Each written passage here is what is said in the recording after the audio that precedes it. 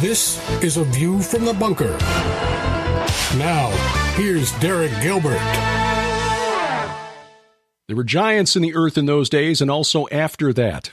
That's a well-known line from Genesis chapter 6, but it turns out that the history of language points to a common source for that story and the stories that we find scattered across cultures, throughout cultures across the world. Welcome to A View from the Bunker. I'm Derek Gilbert, a special video interview this week as we discuss one of my favorite subjects. Once I got a review on this podcast from somebody who claimed that I was obsessed with the Nephilim, and I suppose that's true, but it's not a bad thing, as the reviewer suggested. It's because those giants, those mighty men who were of old, have played such an important role in the history of the world and the theology of you, if you are a believer in Jesus Christ. Joining us with some new information on the Nephilim, the Rephaim, and how their influence has spread to cultures throughout the world is our friend who's also made a study of these long ago mighty men.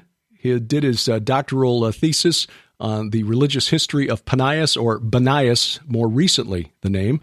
He's also the author of Interview with the Giant, Ethno-Historical Notes on the Nephilim, and a new paper called The War of the Worlds, God Kings and Their Titles, a preliminary report on the linguistic relationship between the Rephaim and royal titles in Eurasian languages.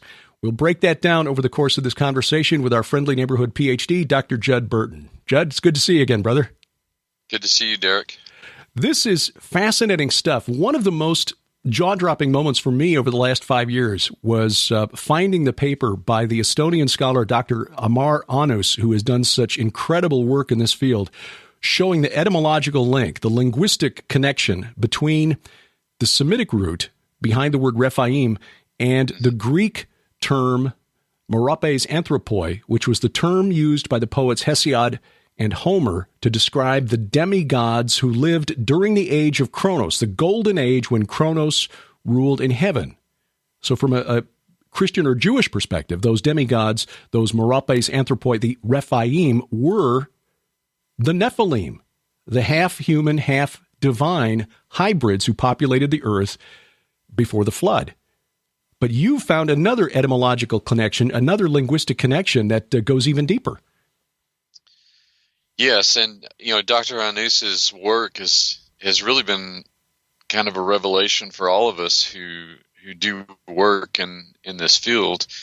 And I began to wonder if there were other linguistic connections, because words are, they carry a lot of culture with them. They are culture in many ways. They carry ideas, they carry history, they carry all the minute details, that make navigation within a particular society possible. And, words and languages change. They're not static entities, as historical linguists will tell us. And, I began to wonder about the possibilities after really in the middle of the night about a week ago. I guess about a week and a half ago now. I was joking with another host that I didn't have Akkadian grammars piled up on my desk or articles or anything, or 500 windows open on my computer, but I woke up in the middle of the night thinking about being in a lecture hall talking to my students in my world civilization classes and trying to explain the way that words and language change, particularly within the scope of the Indo-European languages, the languages, or at least a substantial portion of the language families in Europe and in Asia. And invariably, the word that I would always use, or at least start with, was the word for king. And Indo-European is a concept in language studies that sort of goes back to the 19th century. And actually, scholars began to posit that there was a Proto-Indo-European tongue, a sort of mother tongue of Eurasia, that originated somewhere between the Black Sea and the Caspian Sea, and sort of this would be the sort of people are familiar with the Caucasus mountain range. Would sort of be the north-south axis to that, and you could even include portions of eastern Turkey and northern Mesopotamia in part of that. And so this was the Proto-Indo-European heartland for all intents and purposes. And the waves of migration of peoples that broke away from this region, ended up in different parts of Eurasia, and they took their language with them. Well, the wave that ended up in India, for instance, the word for king that they used was Rajan. By comparison, another wave that ended up in the Italian peninsula, their word for king was Rex.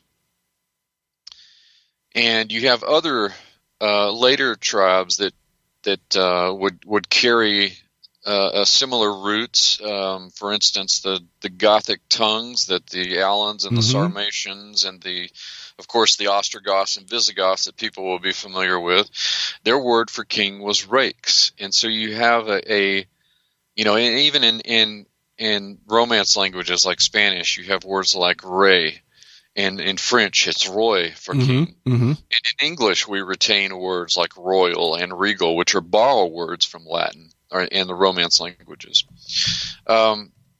So you've got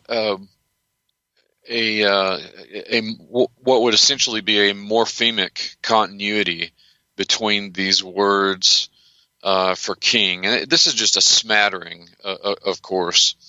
But these are the kind of exercises that I would do to illustrate these things to my students, since we were largely dealing with the Old World in those classes. But just as a footnote to that for listeners, a morpheme is basically the smallest component of a word that you can break it. You can break words down into components beyond their syllabic value, and this is a morpheme. And you could sort of play loose and fast with the vowels, but you've got this R vowel morpheme that's continuous. It shows up again and again in these words for king.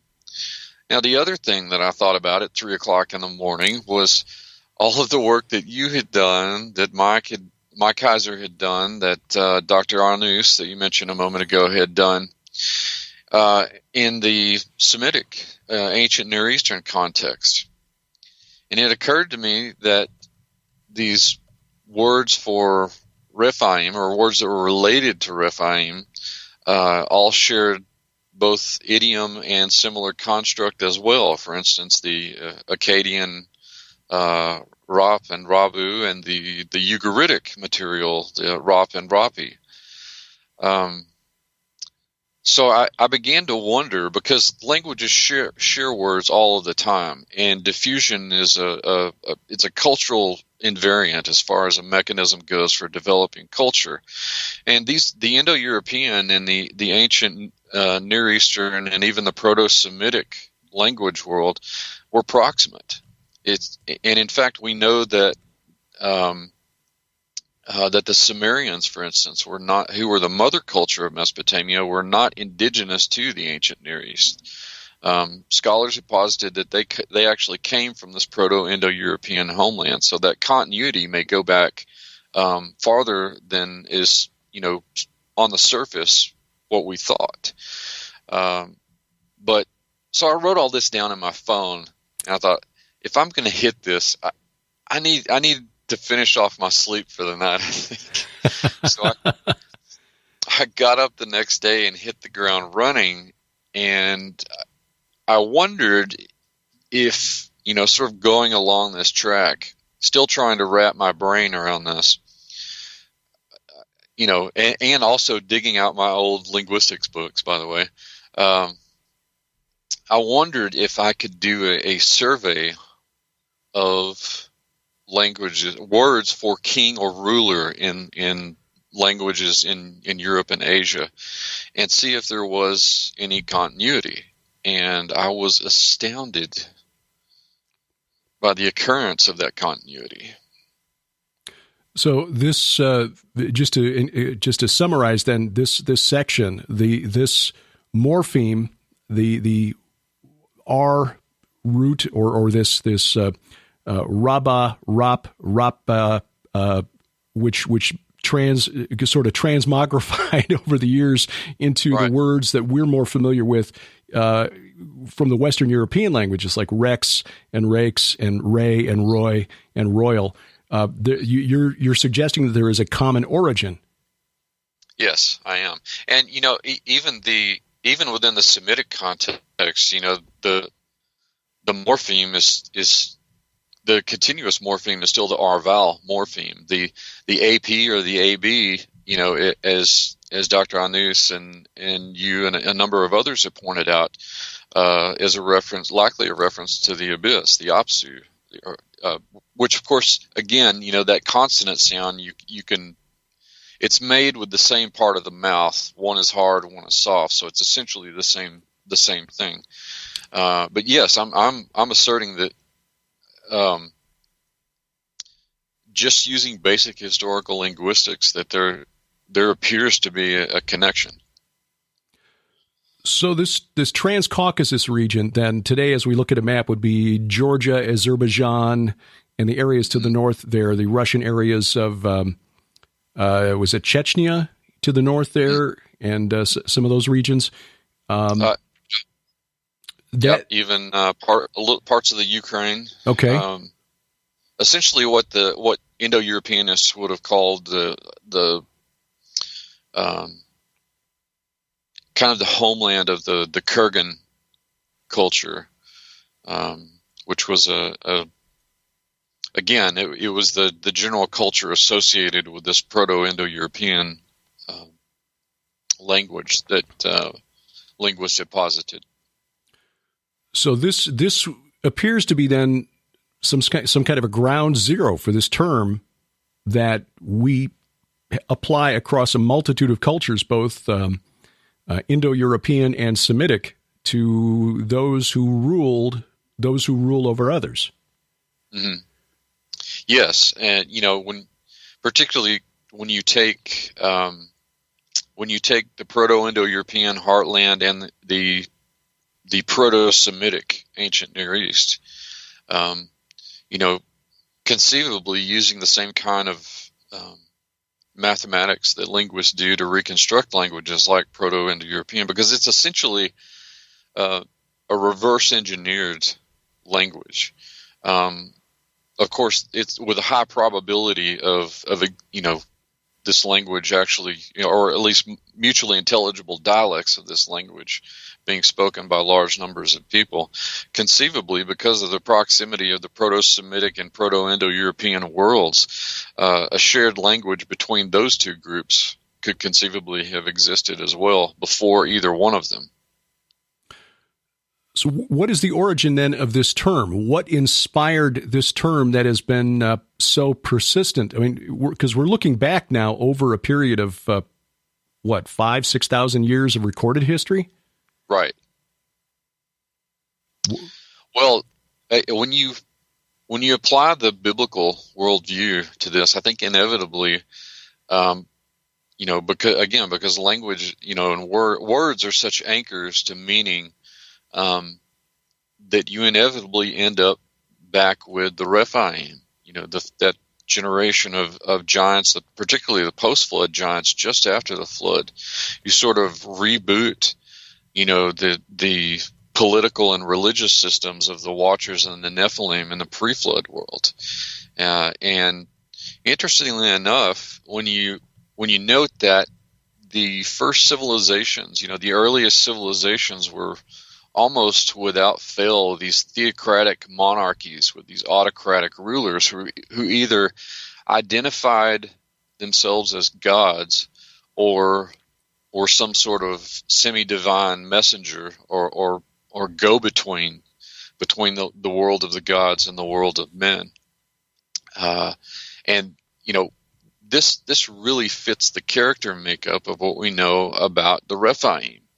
Our first reference to the Rephaim in the Old Testament is in Genesis 14, where we have this depiction of a war between an eastern coalition of kings, one of whom actually has this morpheme in his name, Amraphel, and which is similar to the morpheme in Hammurabi's name as well, as you and others have pointed out. And then you have this coalition situated, just on the other side of the Dead Sea, or in the vicinity of the Dead Sea. And in the context of that discussion is the mention of the Rephaim, and which may leave room for some of these kings of this Dead Sea region coalition being Rephaim themselves. So you've got this. And if time permitted, we could spin the globe and talk about all the god kings whom societies and civilizations thought began their very cultures. But it's interesting that, we also have some character sketches in the Old Testament of Rephaim kings. Og of Bashan is probably the most famous one. You could probably add Sihon to that list, but clearly, Og within the parameters of the Amorites, Og was this overpowering, usurping god king amongst men. Perhaps one, he's perhaps a long-lived one, because most of the information we have about him comes from the conquest era. But again, when you're looking at the Genesis 14 material, that's the patriarchal period. That's the time of Abraham. So we're talking, maybe as far back as 2000, 1900 BC. But the pattern, the archetype, if you will, for this usurping god king seems to be clearly linked to the Rephaim.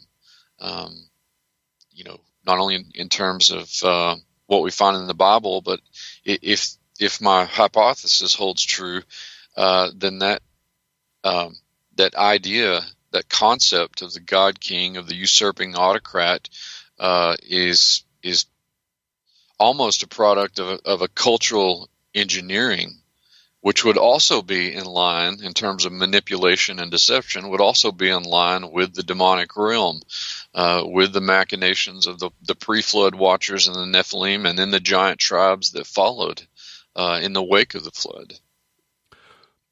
This is one of the reasons I find this so fascinating, that the Rephaim in Genesis 14, so in the days of Abraham and Lot, they were considered to be living tribes. Genesis 14 tells us that the Eastern Coalition defeated the Rephaim in Ashtaroth Karnaim, and we know where that is. That's in modern-day Syria, just across the border from Israel and Jordan, a little bit to the northeast of the Sea of Galilee. Then we've got the Zuzim in Ham and the Emim and Shava Kiriathaim. Those are the names that were given to the Rephaim tribes by the later Ammonites and Moabites, who drove them out the rest of the way. Then when you read the military, the account of this military action, you can see that this Eastern Coalition came down essentially the King's Highway to the east of the Dead Sea, made a loop around the Dead Sea, went down as far south as Eilat on the northern tip of the Gulf of Aqaba, came up the west side where they defeated the Amorites at El Paran, which is El Paran in the border of the wilderness, turned back and came to En Mishpat, that is Kadesh, defeated all the country of the Amalekites and the Amorites dwelling in Hazazon Tamar, which is En Gedi on the west side of the Dead Sea. So they made a loop around the Dead Sea and essentially decimated the Rephaim tribes there. And then we read later in Genesis that the Ammonites and the Moabites and the Edomites basically cleaned out the rest. But God then saw fit after this to completely obliterate the city of Sodom. Now, the work of Dr. Stephen Collins from Trinity Southwest University over the last 15 years, it appears that Sodom and Gomorrah and the cities of the plain were located to the northeast of the Dead Sea, not the southeast as we've been traditionally taught. So there was a loop around the Dead Sea, back to the north where the battle was taking place, across from Jericho. So that was apparently God's way of getting rid of these God kings, or those who followed the God kings in the days of Abraham. And by the time of Moses, the only one left, according to Exodus and Deuteronomy, was Og of Bashan. It was the last of the remnant of the Rephaim. The question here, Judd, is how did this concept or these entities survive the flood? I ask this because of some research I've done on the Ubaid and the Uruk cultures in Mesopotamia. So this would cover the period roughly 6,000 BC down to about 3,000 BC. Uruk dominated from southeast Iraq. Uruk dominated the Fertile Crescent as far north as Turkey. Between roughly 4,000 and 3,000 BC, the Ubaid culture preceded that. The dates differ. Archaeologists aren't, these are not firm, but they do agree, it seems, that there was an increasing stratification of society through the Ubaid culture that really accelerated during the Uruk period, where you had, the rich got richer and the poor got poorer.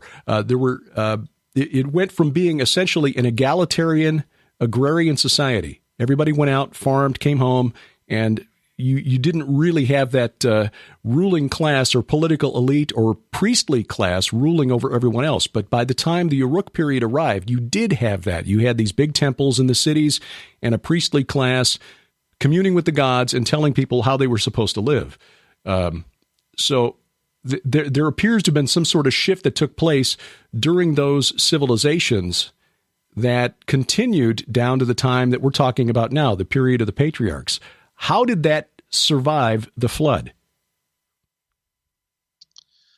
Well, it survived the flood. That political system survived the flood because there were giants after the flood. And there are some interesting passages about, whether people subscribe to, the genetic theory that somehow that Nephilim DNA, was carried on the ark somehow, or, second incursion or whatever, by whatever means. Whether it was part of their makeup or not, especially if they were taught this second generation of giants in the post-flood era, if they were taught by, other members of this coup against Yahweh, what is clear is that they're using the same cultural, I guess you could say, culturally weaponized elements that were used by the Watchers and the Nephilim in the pre-flood world. And there's certainly changes that can be quantified during the Neolithic period, which encompasses the Ubaid culture. There are these significant cultural shifts that are taking place because it's all in the wake of the advent of agriculture. And where I was going a moment ago was that there are some interesting passages in apocryphal literature, such as I believe it's in Jasher, that talks about Arphaxad recovering the knowledge of the Watchers from rocks that knowledge had been written onto. So by whatever means, whether it was innately known by this sort of reboot of giant kind, or it was reacquired, it was certainly utilized and weaponized, and this became, and this is an important point, this sort of autocracy, this theocratic monarchy, was just the initial phase. When you consider the scope of world history, governments like constitutional republics like our own are the incredible exception to the rule rather than the rule itself.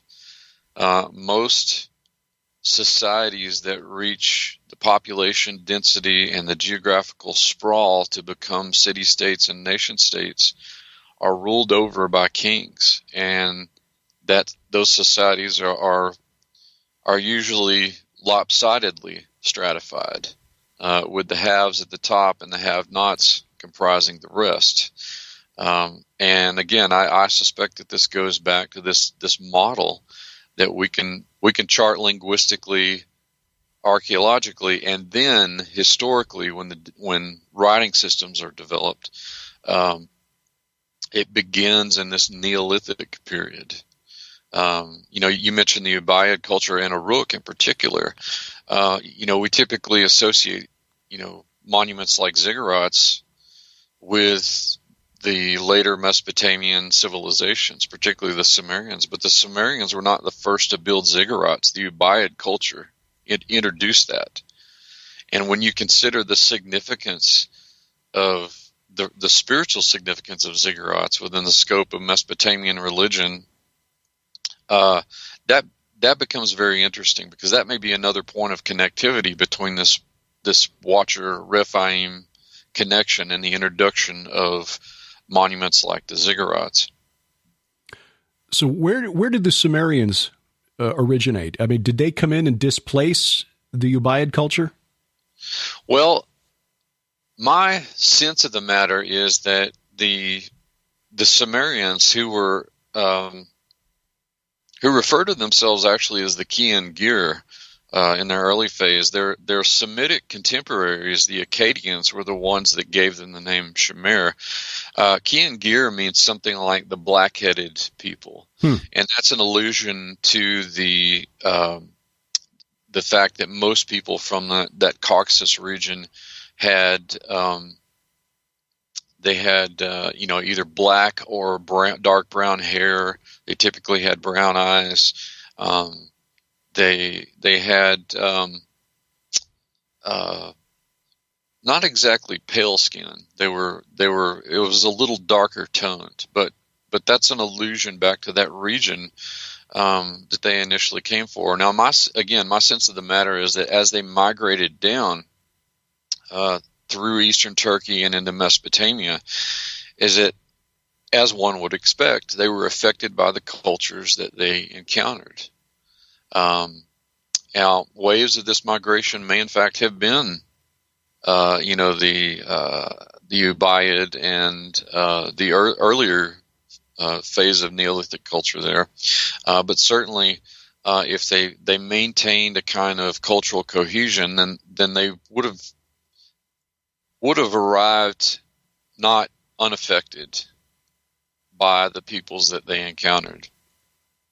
So this is really, I think people really need to understand the implications here, because we've been taught that Sumer was the cradle of civilization. The oldest cities are to be found in southeastern Iraq. Eridu, according to one Sumerian text, Nippur, according to another, Kish, according to another, were the oldest cities, the first cities.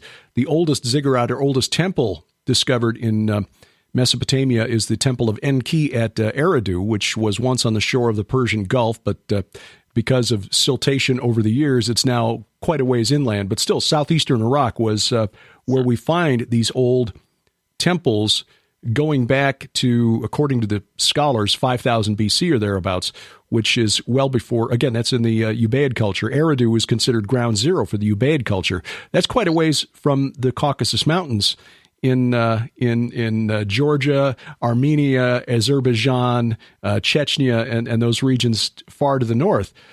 So they had to go through a lot of territory to get there. And there are a number of cultures, as you point out in your paper, and as we've learned from other scholars that claim origin, or again, Proto-Indo-European is to have begun there. I've been doing some reading about the Hurrian culture recently in connection with a book that I'm working on. The Hurrians were an Indo-European people who settled in what is now mainly the Kurdish regions of northern Iraq and southeastern Turkey. But they had influence as far south as, well, the Levant, actually. There's some really good evidence that the the gentleman from whom David bought the threshing floor on Mount Moriah, Orana, that is actually a Hurrian word that means Lord. He could have been the king of the Jebusite city and apparently had a Hurrian name or title. So you had more of an admixture of Indo-European, or let's say descendants of Japheth, Japhethites and Shemites, Semites living in Mesopotamia than we realize, which gets back to the point of your paper that we can trace this influence of the Rephaim into Indo-European cultures as well. So what do we draw from that? I mean, are stories like Jack and the Beanstalk ultimately at their heart inspired by dimly remembered tales of these giants? Well, one has to wonder, again, language is sort of the ocean that culture floats in.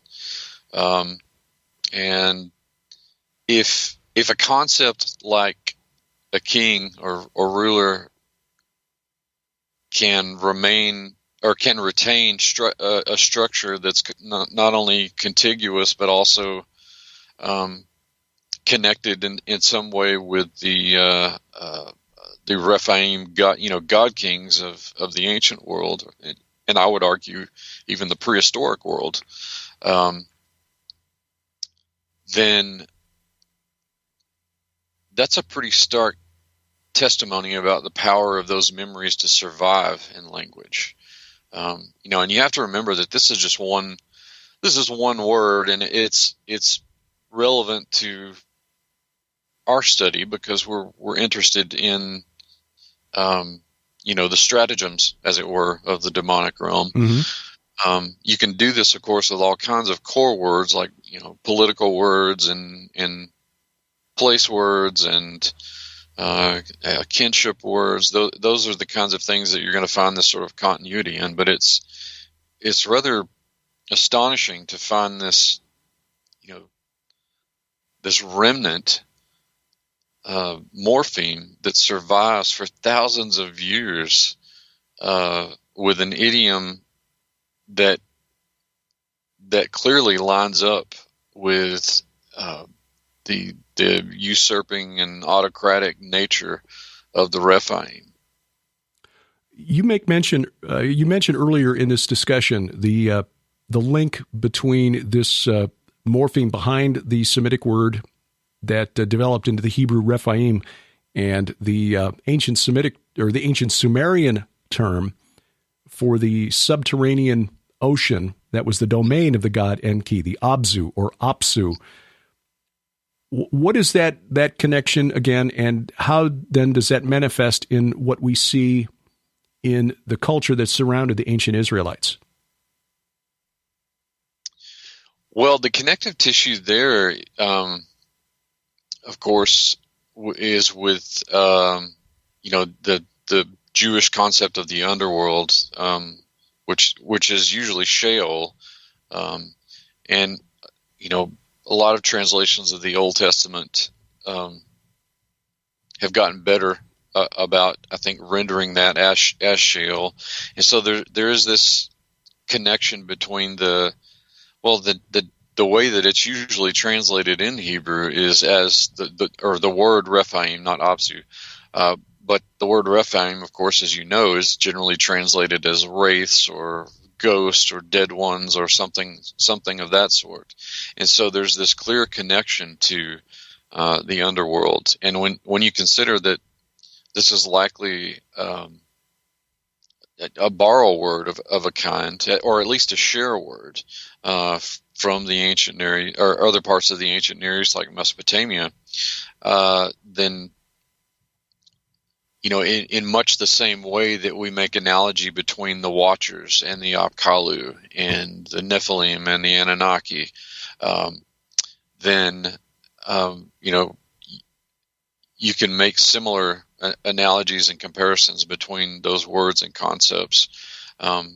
So, the connective tissue there gets really interesting when you begin to dig into, as you well know, the Akkadian material and the Ugaritic material, both of which, allude to, this place, which you guys wrote about in Veneration. and did an excellent treatment of.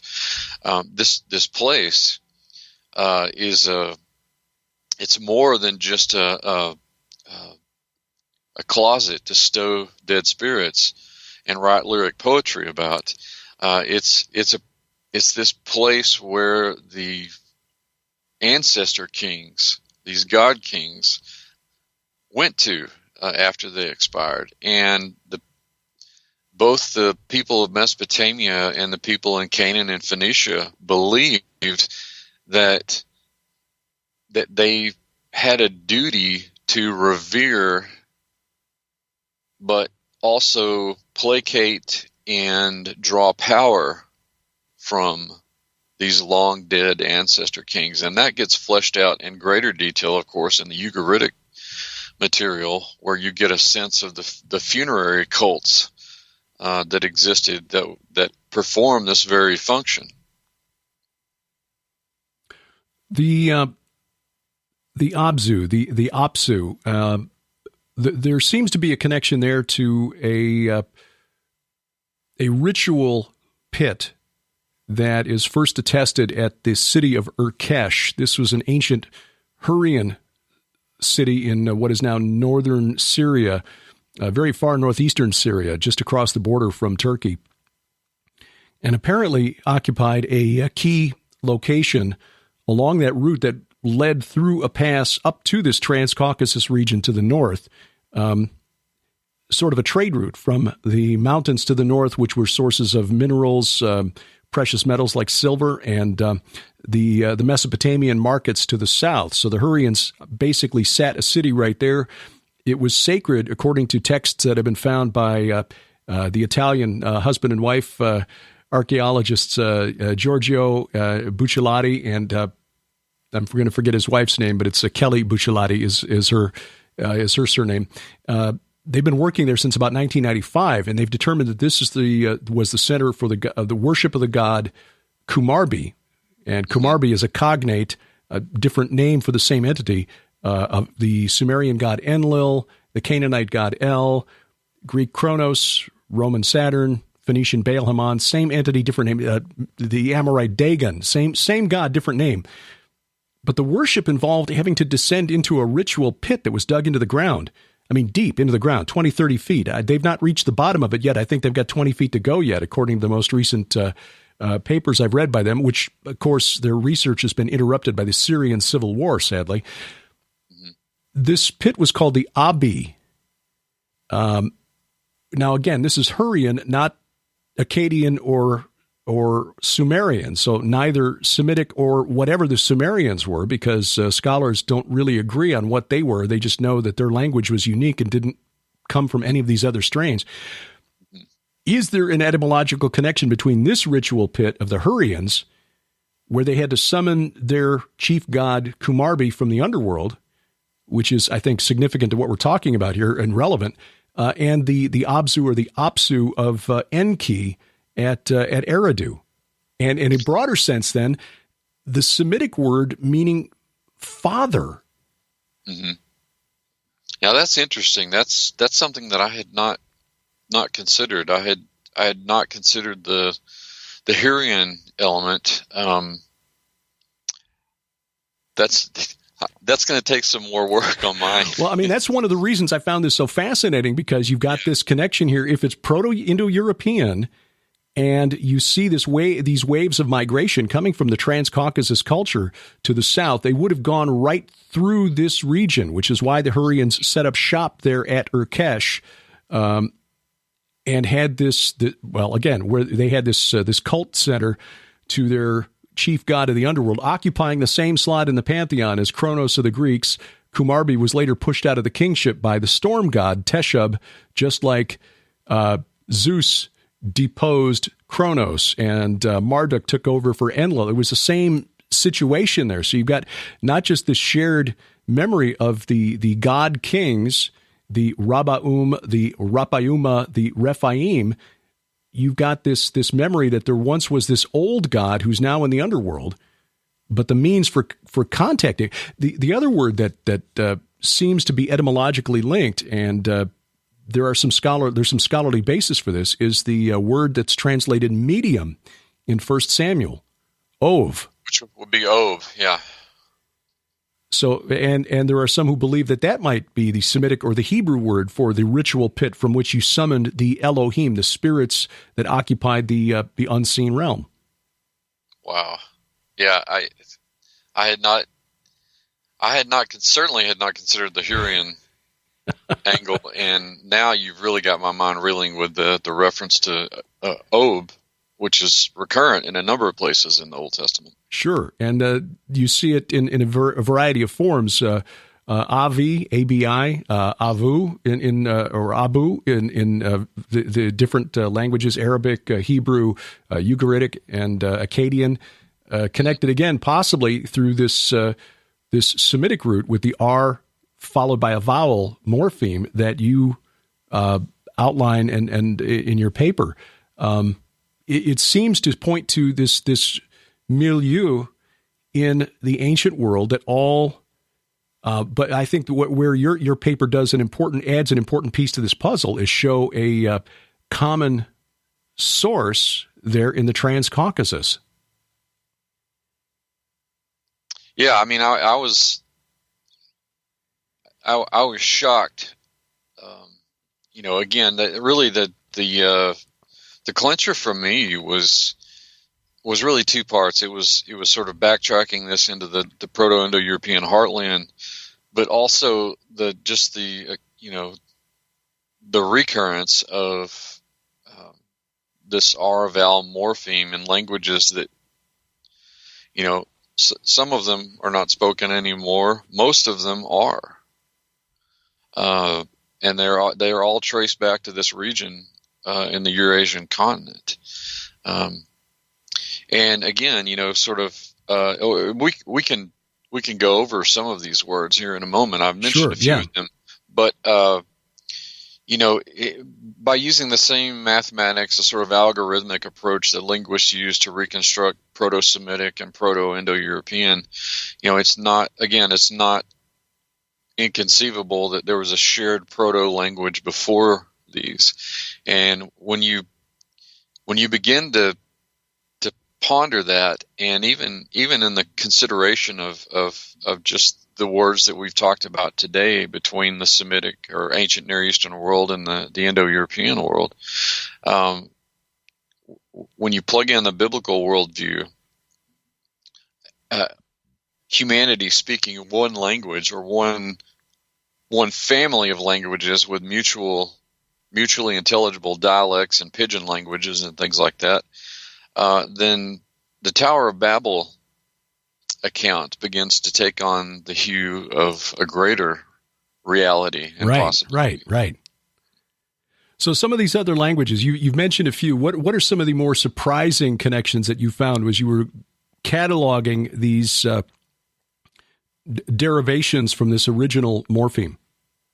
Well, every one of them was just a surprise, because I just kept, I would do a search and I would run into another one, and then I would run into another one. It was just one after the other, like a row of dominoes. And I really started I branched out from the ancient world. I continued there. I looked at what the Mediterranean had to offer. Of course, the Greek example that you referenced a moment ago. But what's also interesting is that in Linear A, the sort of Proto-Greek that was spoken by the Minoan civilization, we have a reference to King Minos of Labyrinth Minotaur fame. And again, I think it's the Phaistos that this is on, but it's at any rate, whatever the provenience, the text reads Ruja Mina for King Minos. So there again, you have the R morpheme, vowel morpheme. And we've already mentioned Rex in the context of Latin.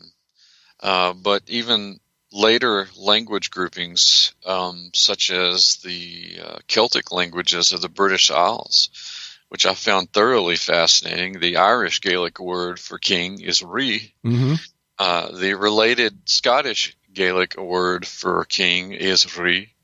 Manx, which is another Celtic language, the word is Ri. Mm-hmm. And in Welsh, it's Brenin. So you still, although it's not initial, and you can play a little hard and fast with the B there, that R vowel morpheme is contained in the Welsh as well. And, of course, the Romance languages, which are descendants of Latin, Spanish, we have Re, French, Re, in, let's see, Basque, which is an Iberian tongue, Erega. You have in Italian, it's Re as well. And as I said, English retain, although we use words like king, because English began as a Germanic language, essentially. The words in like Scandinavian tongues like Kennig is where we get king. But after the Norman conquest, English, or Anglo-Saxon at the time, was Latinized by the French that was brought over by the Normans. And that's why we have words like regal and royal. Mm-hmm. And you got the surname that was applied to the illegitimate sons of the kings, Fitzroy, son of the king. Yeah. Exactly. So again, just a cursory look at this thing gives you an amazing. Galician is another one. Ray. And then throughout the Slavic tongues, you have a number of similar constructs. They're usually preceded by a very marked K sound, but you still have the R vowel morpheme within them. It's usually some variation of crawl or kraj or krolu. So you find this littered through languages like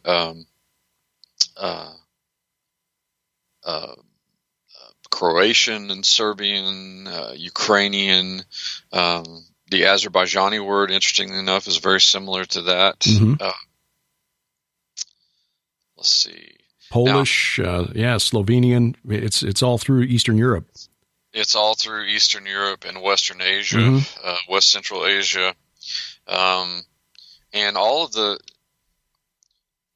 the South Asian and Southeast Asian languages, which were affected by the spread of Hindu, and therefore the language of Sanskrit, whether it's Hindi or Nepalese or Burmese, or even some of the islands off the coast of Southeast Asia, like Indonesia and Java, and their words are for king are some variation of Rajan or Raja.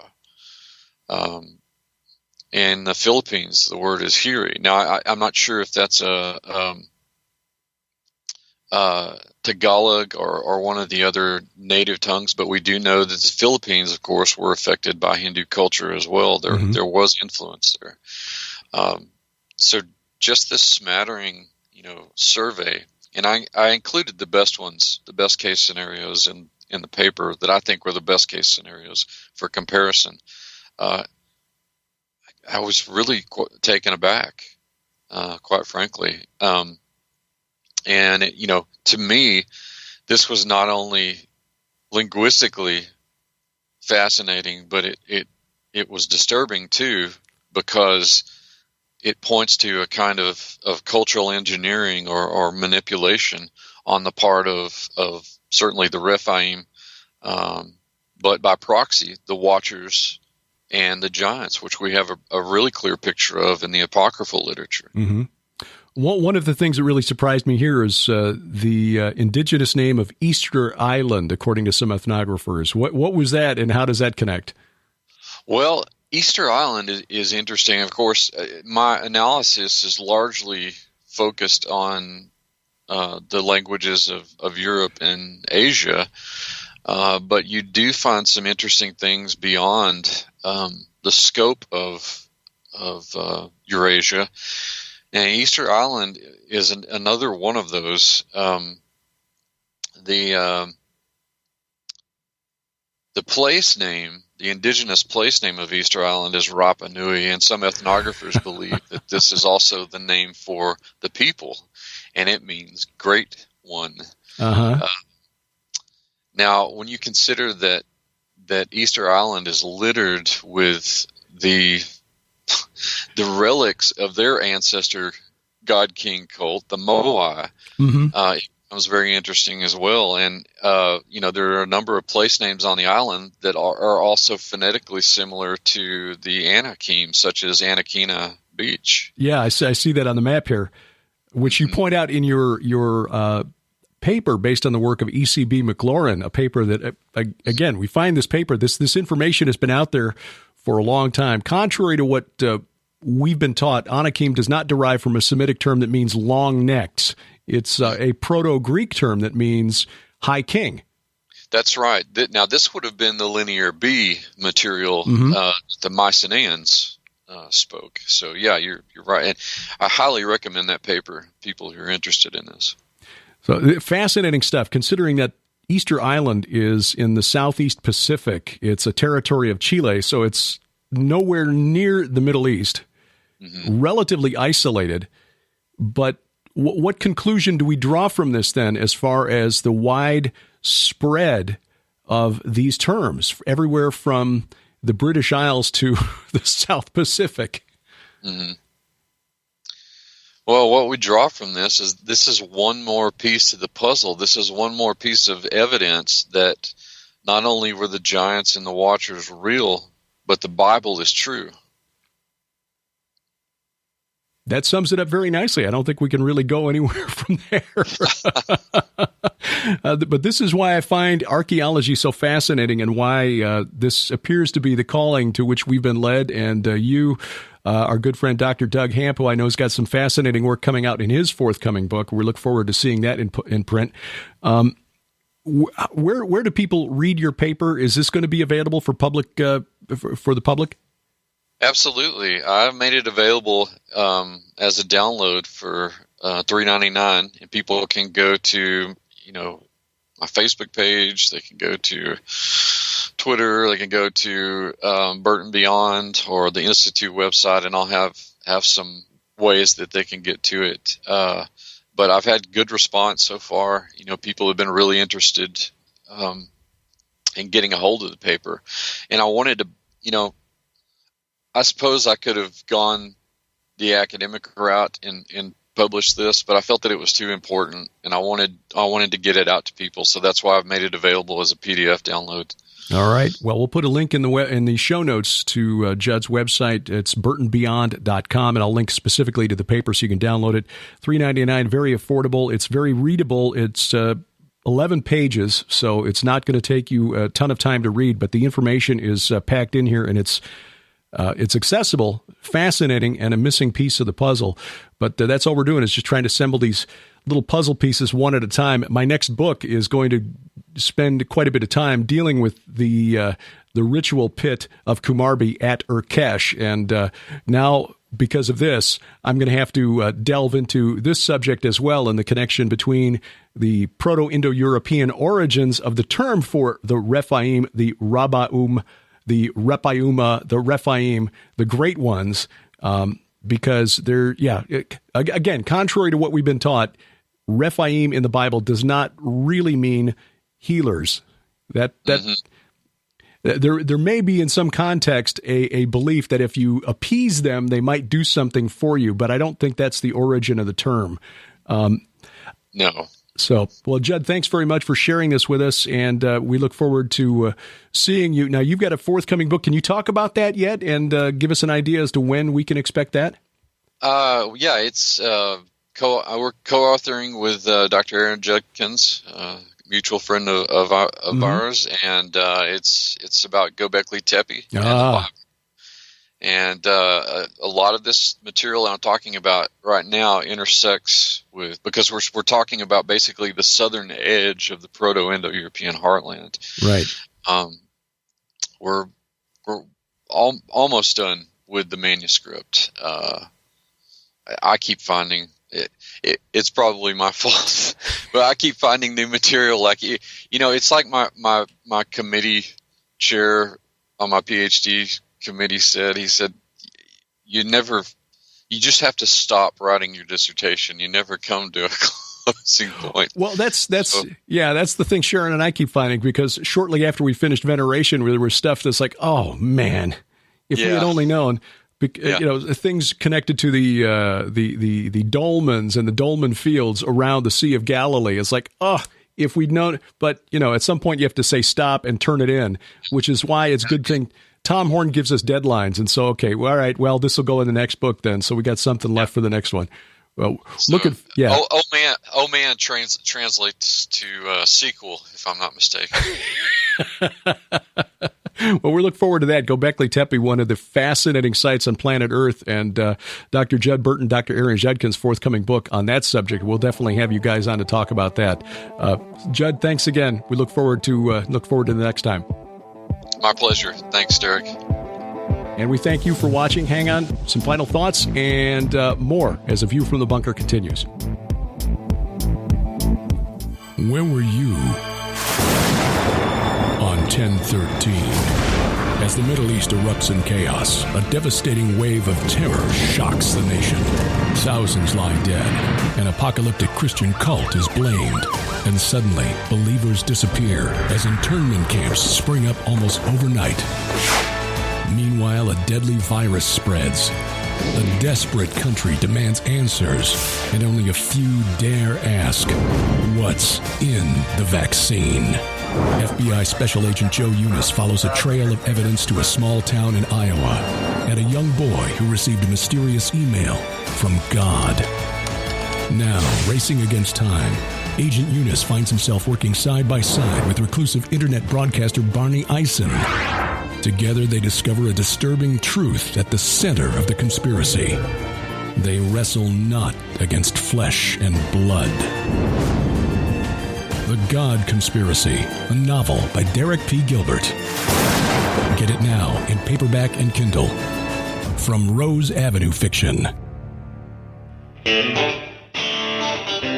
Driving the internet to think every Sunday night from the beautiful Missouri Ozarks. This is A View from the Bunker. I'm Derek Gilbert. You'll find us online at VFTB.net, on social media, Twitter @ViewFromBunker or @Derek Gilbert, as long as they'll allow me to stay.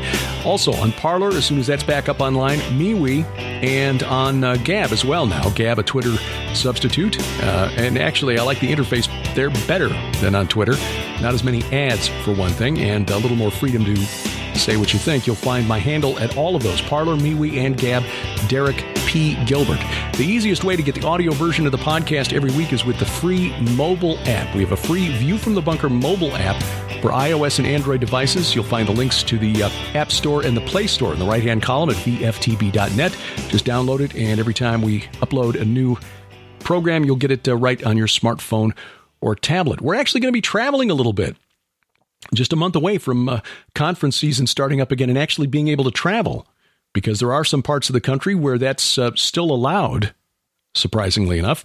We got a virtual conference next weekend, though. Sharon and I busy on finishing up our presentations and getting them uploaded for the virtual conference hosted by Pastor Paul Begley, the Virus, Vaccines, Victims, and Victory virtual conference. That's February 5th and 6th. Stream it from the comfort and safety of your own home.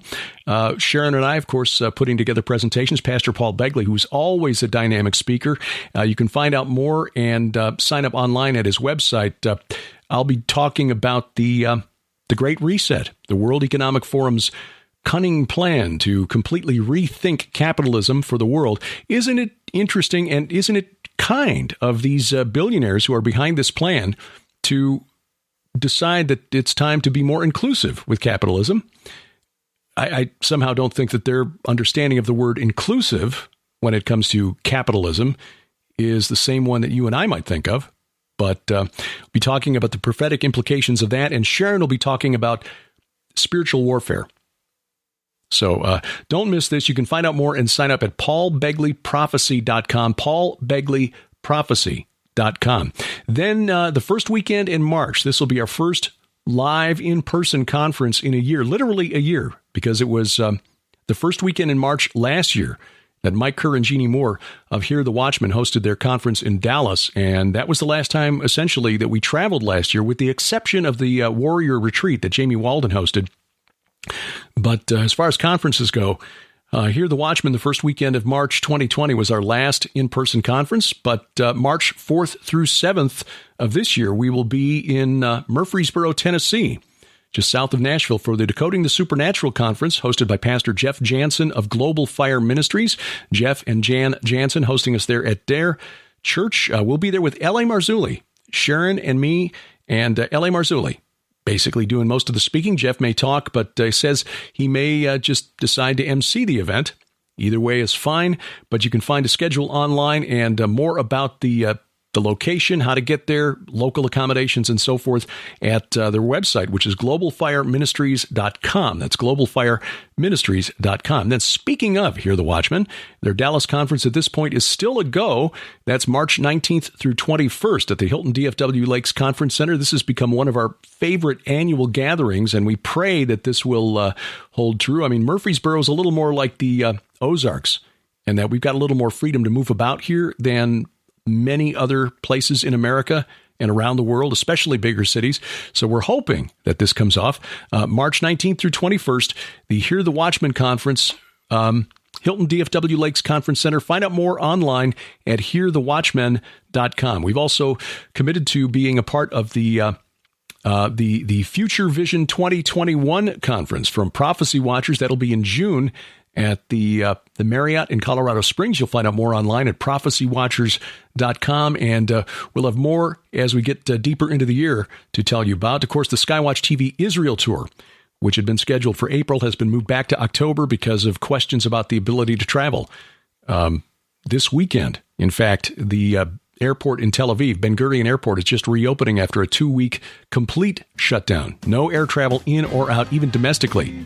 So Israel is shut down, and I see in the news this weekend that the governments in Australia and New Zealand are saying that they may shut down until 2022. So we don't know what's going to happen, but we're hoping and praying that October will be conducive to travel to Israel, and our friend Aaron Lipkin is looking forward to,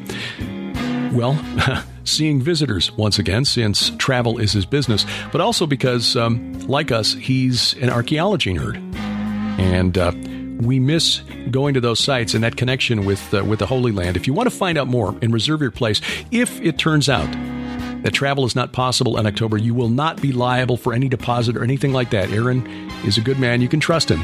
So you can find out more at the website, skywatchinisrael.com, skywatchinisrael.com. Appreciate you taking time out of your schedule to watch or listen wherever you're consuming this content, and appreciate it if you get a spare moment to leave us a review. Spreaker, Stitcher, Apple Podcast, Google Podcast, Amazon Music, iHeartRadio, Spotify, Spreaker, wherever fine podcasts are sold. And give us a like on Facebook, the Facebook page there for the podcast. Our announcer is DC Good, and A View from the Bunker is a production of Gilbert House, released under a Creative Commons Attribution Non-Commercial No Derivatives 4.0 International License. We wrestle not against flesh and blood. I'm Derek Gilbert, and this is A View from the Bunker.